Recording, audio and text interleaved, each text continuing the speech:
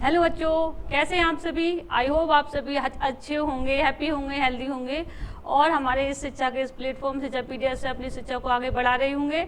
मैं है ना आज आपके लिए क्लास 11th का फिजिक्स लेके आई हूँ। उसमें लेक्चर नंबर आपका है 5।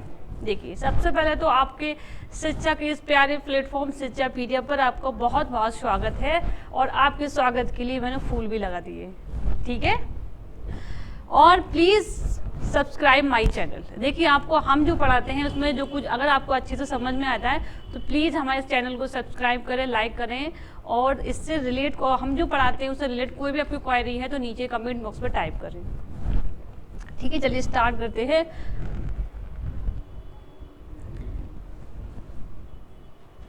पेन क्लिक हो गया,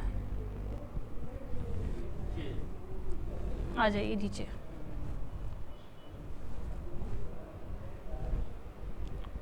देखिए, आपको जो चैप्टर चल रहा है वो चल रहा है मात्रक मापन तथा त्रुटि विश्लेषण, unit measurement and error analysis.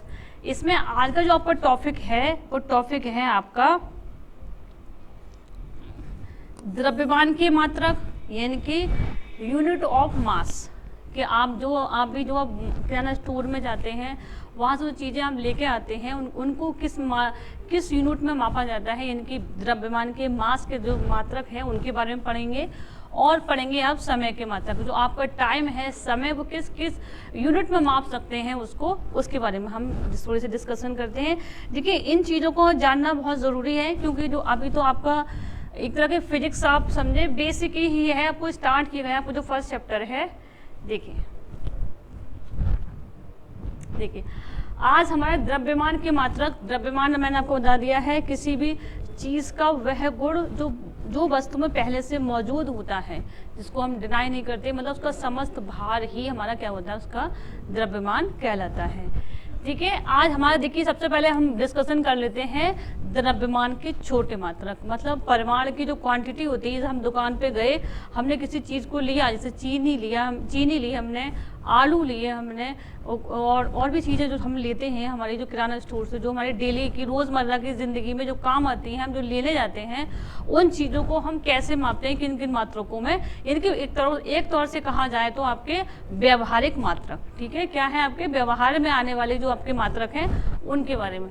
देखिए, ग्राम, जैसे कि आपने सपोज हम चाय की पत्ती लेने गए, आपने कहा 250 ग्राम देते, तो वो किसका मात्रक है, आपके द्रव्यमान का। जो आपने चीज़ ली है उसकी मात्रा है, किसमें माप रहे हैं हम, आपके वो ग्राम में।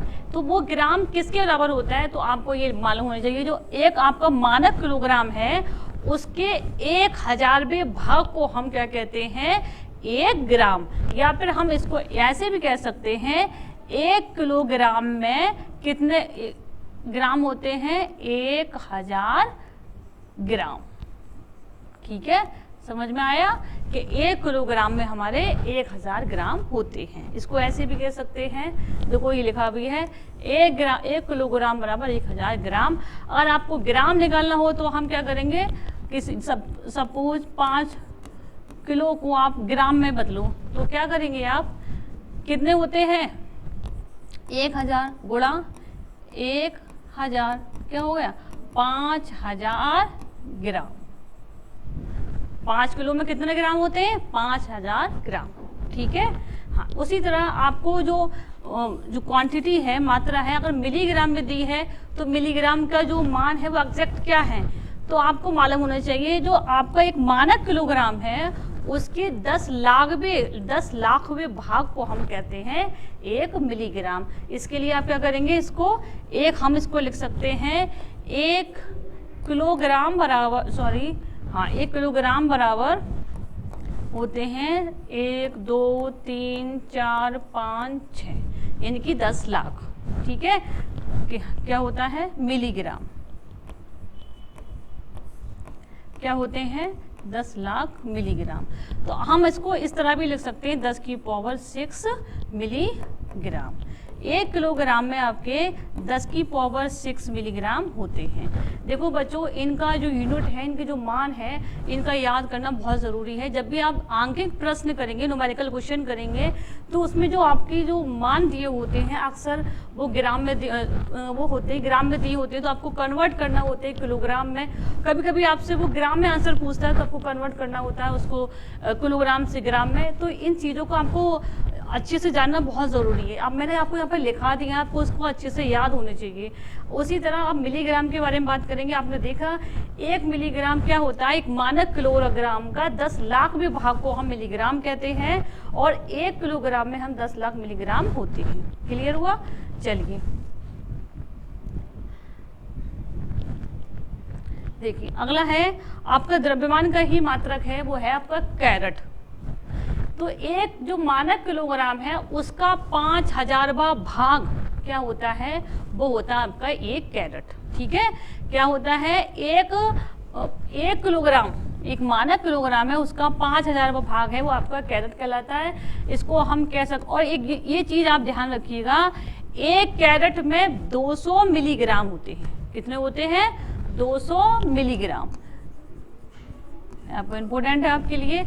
अगला है आपका जो द्रव्यमान है, आपका ऑटोमिक मास यूनिट, या आपने अक्सर लिखा होगा चीज़ों का द्रव्यमान आप किस में दिखते हैं? AMU में। ऑटोमिक मास यूनिट, यानी कि परमाणु द्रव्यमान मात्रक। ये क्या होता है? देखिए, जो भी आपके एटम होते हैं, तो कार्बन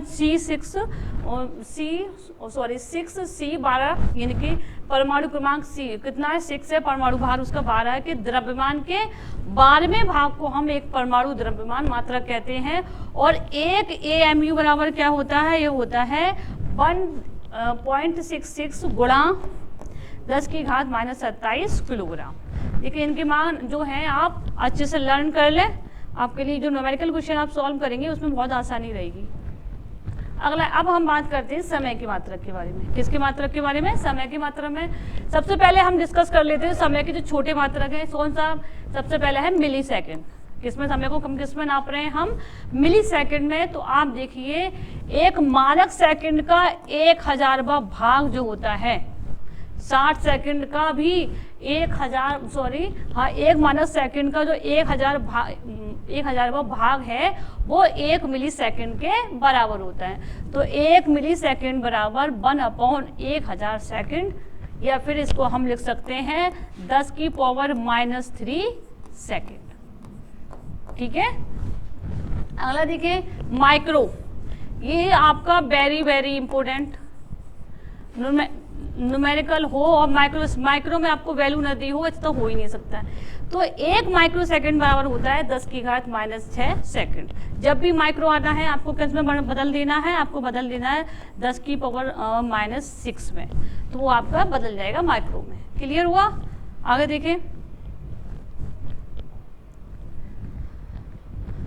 देखो ये जो चीज़ें हैं ये भी आपको मालूम होना चाहिए, ये भी आपके लिए इंपॉर्टेंट है। अक्सर जो होती है न्यूमेरिकल वैल्यू में, जो वैल्यू होती है वो आपको नैनो सेकंड में भी दे देते हैं। टाइम को 10 की घात -9, नैनो हो तो 10 की घात -9 सेकंड, पिको हो तो 10 की घात -12 सेकंड। ठीक है। माइक्रो होता है तो 10 की घात -6।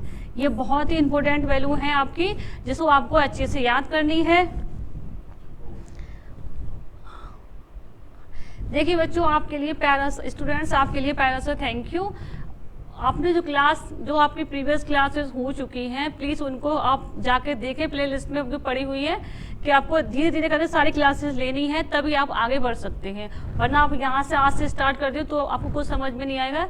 इसके लिए आपको जो प्रीवियस क्लास है उसको अटेंड करना बहुत ज़रूरी है। प्लीज़ बच्चों अपना ध्यान एक जगह लगाएं और अच्छे से पढ़ाई करें। और शिक्षा के इस प्लेटफॉर्म शिक्षापीडिया पर आपका जो सिलेबस है कंटिन्यू कराया जाएगा। आपको हम कोशिश करेंगे आपको अच्छे से कंटेंट प्रोवाइड कराने का। आप बस अच्छे से लगन लगाइए और जुट जाइए। आपको बोर्ड एग्जाम में बहुत अच्छे से नाम करना है अपने माता पिता का और अपना। ठीक है बच्चों, आज के लिए क्लास यही खत्म होती है। धन्यवाद।